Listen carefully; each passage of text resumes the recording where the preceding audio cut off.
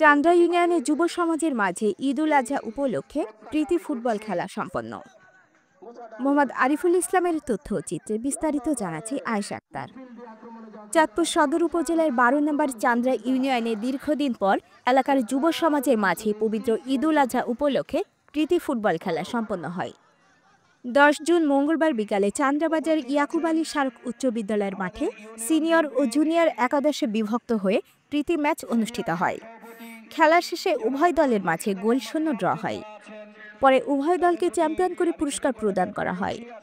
উক্ত খেলার প্রধান অতিথি ১২ নম্বর চান্দ্রা ইউনিয়ন বিএনপির ছাত্র বিষয়ক সম্পাদক মোহাম্মদ বিল্লাল হোসেন পাটোয়ার।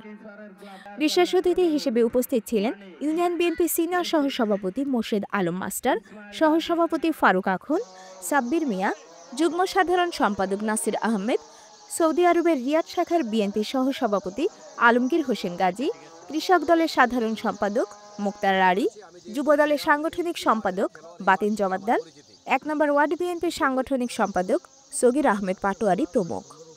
মাঠে খেলা পরিচালনা করেন ইউনিয়ন বিএনপির ক্রীড়া বিষয়ক সম্পাদক শহীদ মিয়া।